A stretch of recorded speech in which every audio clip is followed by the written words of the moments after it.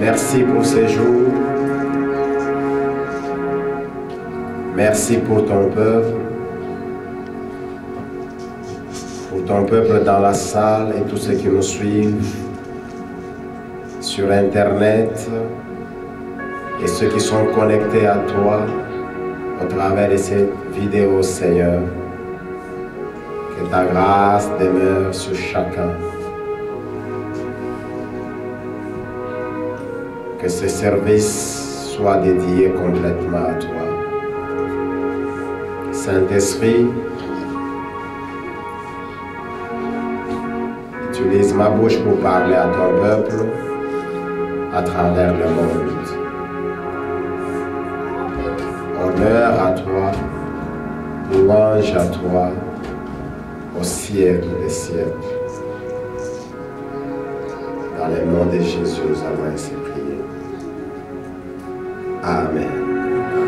Que le Seigneur vous bénisse. Veuillez vous asseoir. Merci. Ainsi que le nom du Seigneur soit glorifié.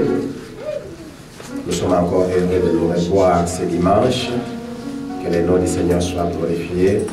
Et nous voulons saluer tous nos bien-aimés qui sont en train de nous suivre sur Internet et partout ailleurs. Que le Seigneur vous bénisse de passer un moment favorable avec nous dans sa présence. Que le nom du Seigneur soit glorifié. Le dimanche prochain, c'est le dimanche de Pentecôte. Et pendant la semaine, nous passerons des moments de prière ensemble.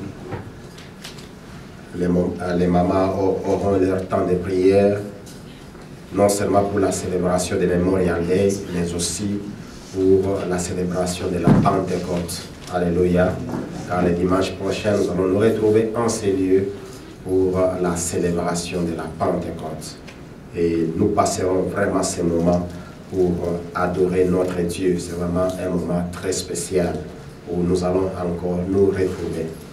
Je n'aimerais pas que nous célébrons la Pentecôte selon nos dates ou bien de manière historique, mais célébrons cela d'une manière révélée et venons avec tous les cœurs à la Pentecôte. Alléluia. Ne venons pas parce que c'est une habitude selon les calendriers chrétiens, mais venons célébrer notre Dieu. Rendons célèbre le nom de Dieu. Vous pouvez vous imaginer ce qui s'est passé avant la Pentecôte. Nous avons connu un certain Pierre qui était peureux, qui est parvenu même à nier son maître. Et ce qui est grave, quand les Juifs disent qu'il a nié son maître devant une femme, c'est que c'était grave. Mais le même Pierre qu'on avait dit que je ne connais pas cet homme, je n'ai jamais marché avec cet homme. Mais après la Pentecôte, lui qui pouvait nier le Seigneur devant une seule personne, mais il s'est présenté devant une multitude de personnes pour proclamer. Alléluia. Pour proclamer, dire que ces choses, c'est la promesse accomplie, telle que Joël l'a dit et les autres prophètes l'ont dit. Et cette promesse s'est accomplie aujourd'hui. Et vous en êtes témoin. Celui qui est en train de faire, il parle de ce même Jésus, le même Jésus que vous avez crucifié. Et le même Jésus que moi, Pierre, j'ai nié. C'est ce Jésus qui est en train de faire ces choses dont vous voyez aujourd'hui. Alléluia. Mes amis, nous avons besoin de la Pentecôte. On ne parlera jamais du réveil sans la Pentecôte. On ne parlera jamais, c'est pas du renouvellement de l'intelligence sans parler de la Pentecôte. Parce que nous pouvons parler, mais la révélation vient de Dieu. Alléluia. Tous les principes possibles que nous pouvons vous donner, qu'il y a ceci, il y a cela, mais en ce qui concerne la révélation, c'est Dieu lui-même qui donne la révélation. Et nous continuons notre message pour parler de ce que Dieu est en train de désirer de nous. Mes amis, nous ne pouvons pas, comme j'étais en train de dire et je me répète, nous ne pouvons pas parler de la gloire sans parler de la croix. Nous ne pouvons pas prétendre arriver, entrer dans la gloire sans parler du sacrifice. Voilà pourquoi l'apôtre Paul, quand il se retrouve devant des savants, devant les gens qui défendaient, c'est pas la doctrine de l'épicurisme, tous ces Grecs, ça, qui vantaient cette doctrine de la sagesse, qu'ils avaient besoin de quelqu'un qui puisse venir démontrer qu'ils connaissaient aussi. Et c'est parfois l'erreur que plusieurs prédicateurs nous connaissons. Quand nous arrivons quelque part, on se laisse conduire par notre chair, au lieu de se laisser conduire par l'esprit et commencer à parler. Nous n'avons pas besoin de démontrer notre verbe.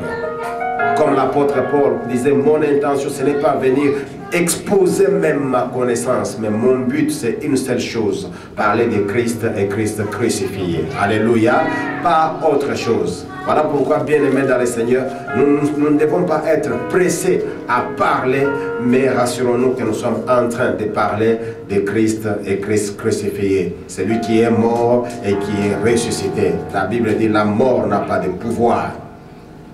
Si la mort pouvait frapper tous les autres. Et c'est ce qui fait même notre force. Aujourd'hui, il y en a qui ont leur Dieu, qui ont une représentation de Dieu. Mais tout ce que je connais de tous ces dieux-là, ce sont les dieux qui sont morts d'ailleurs ouvrage des mains de notre Créateur. Ce sont des dieux qui se disent Dieu, ou bien qui sont appelés Dieu. Ils sont nés un certain jour et ils sont morts définitivement un autre jour. Mais en ce qui concerne les nôtres, et c'est cela notre force, il est né. Parce qu'il a pris la chair humaine, il s'est identifié à l'homme, il est mort et il est ressuscité. Alléluia. Et à cause de sa résurrection, nous devons parler de sa présence. À cause de la résurrection de Christ, nous devons être même fiers de parler de lui. Si Jésus-Christ n'était pas ressuscité, premièrement, notre évangile serait vain. Et deuxièmement, on n'aurait même pas la force de nous tenir devant vous pour parler. On n'aurait même pas la force de nous frapper la poitrine pour dire c'est le Dieu qui fait la différence. Parce qu'il serait semblable aux autres qui sont morts définitivement, dont leur chair a été complètement transformée à la poussière. Et certainement, dans cette poussière, il y a des champs. Parce que cette poussière a donné une terre très fertile. Et aujourd'hui, il y a des champs qui produisent. Mais en ce qui concerne le nôtre, son tombeau est resté vide et sa chair n'a jamais rendu fertile la terre. Alléluia. Et c'est avec cette chair, avec ce corps, il est entré avec ses corps glorieux dans le ciel. Voilà pourquoi la Bible dit, porte éternelle, élevez vos linteaux, que le Dieu de gloire fasse son entrée. Il y est entré avec ses corps glorieux. Ces corps qui peut percer par n'importe où, qui peut entrer par n'importe où, peu importe les murs qui se présentent, mais par ses corps il entre. Ce matin, nous sommes dans Exode 25, nous continuons avec le même message, Exode 25, nous lisons à partir du premier verset, Exode 27, nous allons lire de 1 à 8, et nous lirons également Ephésiens 5, 25 à 27. Exode 25, nous lisons à partir du premier verset. L'Éternel parla à Moïse et dit, parle aux enfants d'Israël qu'ils m'apportent une offrande, vous la recevrez pour moi et tout homme qui la fera de bon cœur. Nous avons dit la fois passée qu'au fait, l'adoration que nous apportons à Dieu, c'est un sacrifice. Lorsque nous adorons Dieu, nous devons avoir une adoration sacrificielle et qui est comparable à l'offrande. Même les offrandes que nous apportons également à Dieu devront être sacrifices. Voilà pourquoi nous devons faire attention de ne pas apporter à notre Dieu des miettes, mais apporter une offrande. La Bible dit, celui qui apportera, il le fera de bon cœur. Alléluia. Venir avec tout cœur. Voici ce que vous recevrez d'eux en offrande: de l'or, de l'argent et les reins, des étoffes teintes en bleu, en pourpre, en cramoisi, du félin et du poil de chèvre. Ce sont les descriptions du matériel qui devrait servir pour la construction du tabernacle. Allons-y au chapitre 27. Lisons de 1 à 8.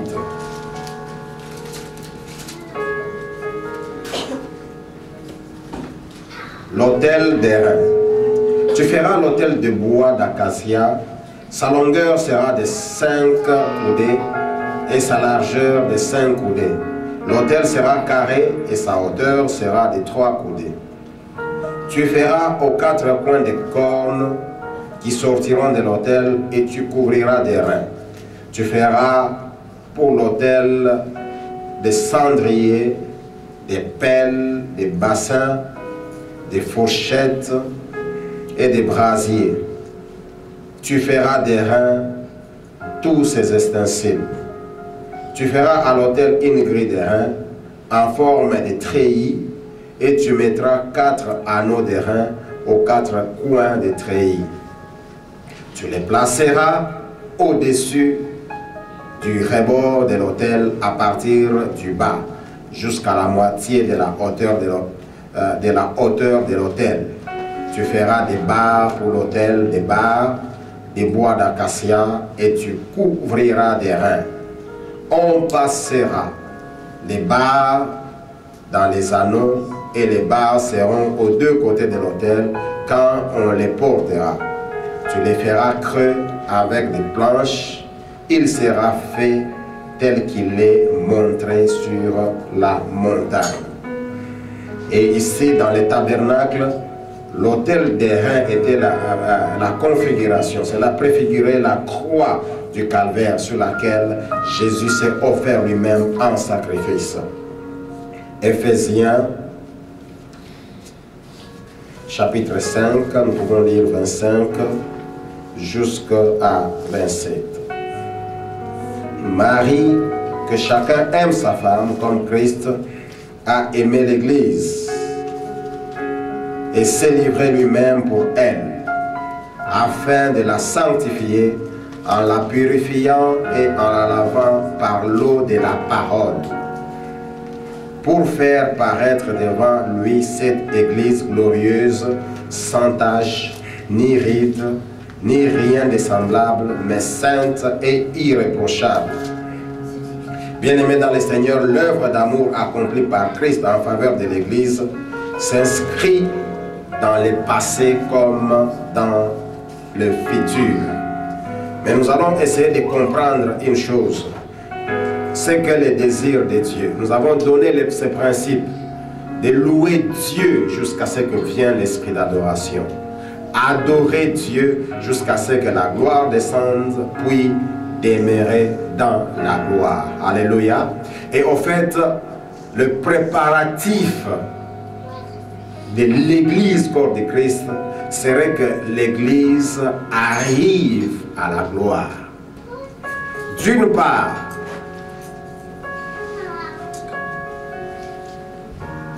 nous avons été prédestinés. Et Dieu ne nous a pas laissés à cela. Il nous a appelés. Il ne nous a pas laissés également au niveau de l'appel. Il nous a justifiés. Et pour Dieu, ce n'était pas seulement le problème d'être justifié, c'est aussi arriver à la fin, nous glorifier et être dans la gloire avec lui. Alléluia. Tel que tu es, tu devras comprendre que tu as été prédestiné pour vivre dans la gloire. Bien-aimés, nous adorons, nous entrons dans sa présence, non rester au niveau de la porte, mais aller jusque dans la gloire. Nous avons rappelé la fois passée qu'avec les objets du tabernacle, il y a cette révélation de la personne du Christ, nous reviendrons à cela, qui ont été données par la description du tabernacle. Il y a l'introduction déjà dans les parvis, c'est-à-dire l'introduction qui est son office. Lorsque nous rencontrons Jésus-Christ comme notre Seigneur et Sauveur, nous faisons face aux 4 offices du Christ. Sa royauté, son humanité, sa divinité et son service. Lorsque nous sommes identifiés à lui en tant que roi, nous le reconnaissons qu'il est le roi des rois, il est le fils de Dieu, il est le sauveur et il a pris la chair humaine. Là, c'est déjà un bon départ pour sa présence. Son office qui est la première révélation. Et la deuxième révélation, c'est par l'autel des sacrifices où nous parlons de la réconciliation avec lui. En d'autres termes, la croix. C'est par la croix que nous avons été réconciliés avec notre Dieu. C'est là où il a payé le prix suprême à la croix. Et cela nous a réconciliés avec notre Dieu. Non seulement nous avons été réconciliés avec la troisième révélation, c'est sa parole. Bien-aimé, cette parole qui nous sanctifie, et nous allons en parler aujourd'hui. La sanctification, la troisième révélation. Et la quatrième révélation que nous avons, c'est à partir déjà du chandelier dans les tabernacles, qui nous donne la lumière. Nous sommes illuminés par sa parole. Et étant donné que nous sommes éclairés par sa parole, nous pouvons passer à une autre phase, la satisfaction. Et la satisfaction nous mène à l'intercession. Là, c'est déjà à l'autel d'encens. Le fait de brûler l'encens, c'est le moment où nous venons devant Dieu pour intercéder, afin d'entrer maintenant dans le Saint des Saints où nous trouverons l'arche de l'Alliance et être en communion perpétuelle avec lui. Alléluia.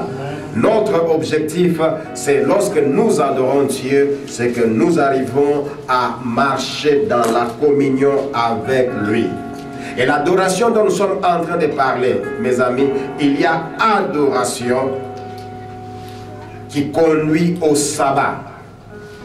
Nous avons dit ceci, le sabbat n'est pas la journée du samedi. Le sabbat signifie tout simplement le repos. Nous devons être dans l'adoration qui nous conduirait au repos. Louons le Seigneur jusqu'à ce que vienne l'esprit d'adoration. Adorons le Seigneur jusqu'à ce que descende la gloire et demeurons dans la gloire. En d'autres termes, demeurons dans le sabbat. Entrons dans le repos de Dieu. Lorsque nous entrons dans le repos de Dieu, c'est-à-dire nous arrivons à un moment où tout est abandonné à Dieu, Dieu commence maintenant à agir à notre place, à faire à notre place. Et c'est ainsi que la parole de Dieu dit, j'agirai et qui s'y opposera? Alléluia. C'est lorsque nous sommes entrés dans le repos. Et bien aimé, je vais vous donner un conseil. Si vous voulez échouer lamentablement dans votre vie, essayez de vous opposer à ce que Dieu est en train de faire. Lorsque vous vous décidez à vous opposer à Dieu, c'est-à-dire que vous vous êtes décidé à échouer. Parce qu'il dit, j'agirai et qui s'y opposera? Et si je renverse cela, si Dieu dit, je m'opposerai, en d'autres termes, qui agira? Alléluia. Voilà pourquoi nous devons aller, nous devons adorer Dieu jusqu'à ce que nous puissions entrer dans les sabbats de Dieu, entrer dans les repos de Dieu. Et lorsque nous sommes dans ces repos, c'est ce que l'apôtre Paul nous parle de la nature qui nous enseigne. Dans le repos de Dieu, nous sommes semblables aux bébés qu'on mettra dans les berceaux. Tout ce qui se passe comme insectes, aux moustiques, aux ceci, les bébés n'est pas au courant. C'est seulement le parent qui couvre. Alléluia. Et lorsque, bien aimé, l'adoration nous amène dans ce repos de Dieu, Dieu nous couvre. Qu'il y ait maladie, nous sommes couverts de cela. Qu'il y ait ennemi, nous sommes... Parce qu'il est en train de faire le travail, alléluia, de parents. Qu'il y ait ennemi, nous sommes couverts. Qu'il y ait des démons, nous sommes couverts. Qu'il y ait des paroles de malédiction, nous sommes couverts. Qu'il y ait quoi que ce soit, nous sommes couverts. Voilà pourquoi, bien aimés, nous devons désirer sa présence. Parce que c'est cette présence qui nous transforme. Vous savez, lorsque vous savez adorer Dieu jusqu'à pénétrer dans sa présence, vous n'aurez pas besoin de commencer à lier, à chasser quoi que ce soit. Tout ce qui peut vous couvrir, tout ce que vous pouvez voir, c'est son amour. Et couvert de son amour, rien ne peut résister à son amour. Voilà pourquoi, peuple de Dieu, n'allons pas jusqu'à échouer, mais allons jusqu'à vivre avec lui dans la communion. C'est ça le but de notre adoration. Cette adoration qui nous amène à entrer dans les sabbats. Bien aimé, c'est l'adoration. Cette adoration qui nous introduit dans les sabbats, c'est cette adoration qui nous révèle la sainteté de Dieu. Dieu est saint. C'est pourquoi nous avons dit une chose.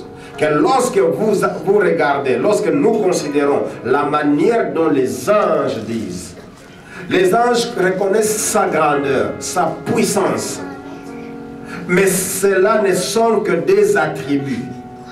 Alléluia. Mais quand ils parlent de la sainteté de Dieu prend tout ce que Dieu est. Bien aimé, Dieu est saint. Et si votre adoration, notre adoration, nous amène à la révélation de sa sainteté, bien aimé, je crois que nous n'allons pas adorer selon nos têtes. Nous laisserons ce genre d'adoration où vous voyez quelqu'un qui est là, il fait que répéter, oui, mon Dieu, mon roi, tu es mon Dieu, mon roi, tu es mon Dieu, mon roi, tu es mon Dieu, mon roi, tu es mon Dieu, mon roi. Ça, ce ne sont que des répétitions. Je me souviens lorsque j'étais dans les full gospel à Bukavu une fois, dans mon pays, à l'est de mon pays. J'ai pratiqué aussi cette adoration de la tête. Alors que j'étais nouveau converti, je suivais celui qui était, c'est pas notre berger. quand il adorait, il avait des mots. Et c'était ma première fois de commencer à entendre cela. Parce que lorsque j'étais encore de l'autre côté, je n'avais jamais entendu. Et nous avons commencé à apprendre cela aussi. Tu es El Shaddai, tu es El Gibor, tu es elle, tu es le narcisse de Saron. Alors comme il y a toujours les curieux, un intelligent un jour m'a posé la question, il dit, j'aime quand tu pries. Tu dis, tu es le narcisse de Saron. Le narcisse de Saron, c'est quoi? J'ai dit, non, non, c'est comme ça que le président prie, non? Alléluia. Mais lui avait entendu ça de moi. Au fait, j'étais en train de faire une imitation, mais je n'avais pas la révélation de ces dieux. Quand vous avez la révélation, dans sa sainteté, vous allez dire ce que le pasteur dit, Ariel dit. Nzambi wa bishima.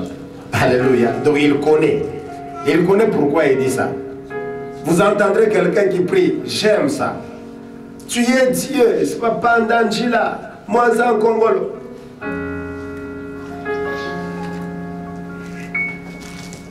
C'est cela que devrait être notre adoration, cette expression réelle du cœur. Ce qui vient du cœur et non ce qui vient du cerveau. Alléluia.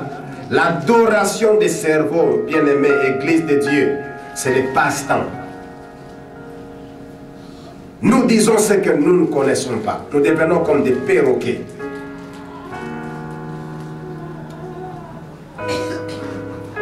L'adoration des cerveaux, c'est comme si Eric appelait frère Papi Pichen. Alléluia. Il ne connaît pas d'où ça vient. Il sait qu'il est, d'une part, il est papa, mais parce qu'il entend les gens dire Pichen, lui aussi un certain Eric passe Pichen. Il ne connaît même pas la valeur, parce qu'il entend, c'est pas, Yohanita dire, ouais, va, il vient aussi. Il dit, maman, non, non, oui, va. Il ne connaît pas cette profondeur. Il ne connaît pas ce qu'il dit. Ce que cela signifie. Tout ce qu'il sait, tout le monde dit Pichen, tout le monde dit Weaver, tout le monde dit Louis, tout le monde dit ceci. Et moi aussi, je vais m'adapter. Mais lorsque nous voulons adorer Dieu avec l'expression de cœur, bien aimé, nous passons d'abord par le sacrifice. Nous connaissons d'abord le sacrifice qu'il a fait. Et c'est par ce sacrifice que nous aurons la révélation de sa sainteté. Quelqu'un qui a expérimenté cela et à qui Dieu a donné un cantique nouveau. Dans son témoignage, il me disait ceci, qu'il voyait les anges chanter. Et Dieu les faisait voir, les faisait passer comme un miroir. Et à chaque moment, il n'y avait pas monotonie. Et à chaque moment que les anges disaient que tu es saint, ils voyaient quelque chose de nouveau. Bien-aimé, Dieu n'est pas un Dieu monotone. Alléluia. À chaque étape, à chaque révélation, il y a quelque chose de spécial. Voilà pourquoi vous voyez même ces choses lorsque vous lisez la parole de Dieu. Aujourd'hui, vous pouvez lire ces passages, vous comprenez autre chose. Demain, vous comprendrez encore autre chose. Il y a toujours de nouveau, pas de monotonie. Voilà pourquoi nous avons besoin que le Seigneur nous aide. Dis avec moi, Seigneur, aide-moi. Oui, que le Seigneur nous aide à entrer et avoir la révélation de la sainteté de Dieu. Bien-aimé, quand nous parlons du tabernacle, il s'agit bien sûr de cette structure physique, mais qui avait cette image céleste. Mais lorsque la Bible parle du tabernacle, la Bible parle de ces deux grandes parties. Le Saint et le Saint des Saints. Et spécialement lorsqu'il s'agit du lieu très saint, le Saint des Saints, eh bien c'est ce qui est notre finalité. Ce que les autres pourraient bien dire notre terminus. À l'autel du sacrifice, c'est-à-dire à la croix, c'est là où nous avions reçu le pardon. C'est là où nous avions reçu le pardon de nos péchés. Et à cause de cela, nous ne pouvons que lui dire merci. De tout ce qui s'est passé à l'autel du sacrifice. Mes amis, le sacrifice. Ne négligeons jamais cet aspect du sacrifice. Si nous ne voulons pas comprendre le sacrifice de Dieu, mes amis, nous ne comprendrons jamais celui que nous adorons. Mais si nous voulons bien comprendre les sacrifices, passez d'abord par les sacrifices, essayez de comprendre, connaître la croix, qu'est-ce qu'il a fait, quel est le prix qu'il a payé, pourquoi il a payé ce prix. C'est alors que nous aurons clairement la lumière de sa parole. L'entrée à l'entrée, c'est pas des saints des saints, il y avait aussi l'autel d'encens, là où nous avons parlé de l'intercession. Et naturellement, l'encens a une bonne odeur. Et lorsque l'encens était brûlé, il y avait la fumée qui était répandue. C'est ce que nous sommes en train d'appeler intercession. Et cette fumée touchait même à la porte des saints des saints.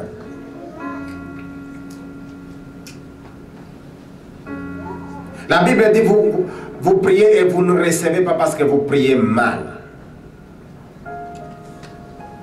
Vous savez, si on pouvait à notre intercession prendre des sujets réellement avec cœur, on ne prierait pas avec précipitation.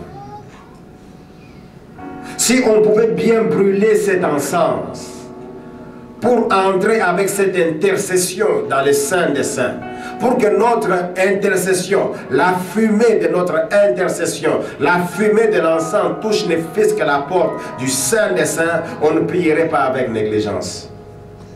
Mais qu'est-ce qui se passe dans ce monde aujourd'hui? Oui, frère, bon, nous allons prier pour toi. Quel est le moment que nous prenons pour prier les uns pour les autres? Ne fût-ce que des flashs, ou bien nous avons vraiment des moments où nous prenons à cœur les autres. Quand tu as dit que tu as prié pour moi, combien de temps tu as prié réellement? Tu as cité mon nom en passant, ou bien tu as fait de mon sujet ton sujet?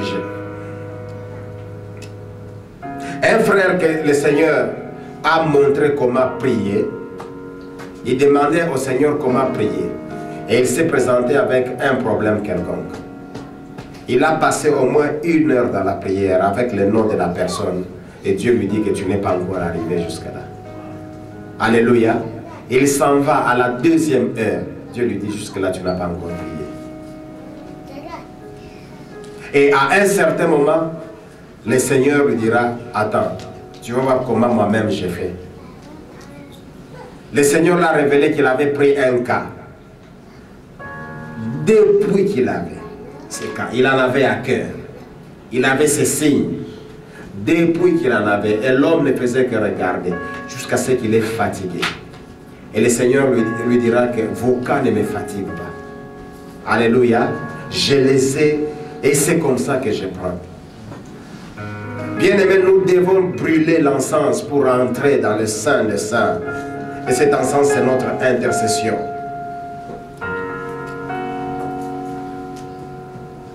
Passer ce temps dans sa présence, en train d'intercéder. Parce qu'à la croix, nous avons déjà été lavés. Nous avons déjà été purifiés. Mais à l'entrée du Saint des Saints, nous devons naturellement apporter notre intercession. C'est-à-dire brûler l'encens à notre Dieu. Parce que le Saint des Saints, c'est là où c'est le lieu d'intimité. Alléluia. C'est le lieu d'intimité. À partir déjà de l'entrée dans le tabernacle, là nous sommes identifiés à lui, avec ses offices, jusque dans les lieux très saints. Nous avons dit ceci, l'œuvre de la rédemption, même par la libération, c'est que nous avons vu quand Dieu a libéré son peuple de l'Égypte jusqu'à Canaan, l'objectif de Dieu par la rédemption, c'est de nous amener de plus en plus vers son cœur. Que nous puissions faire partie de son cœur. Que son cœur soit notre demeure.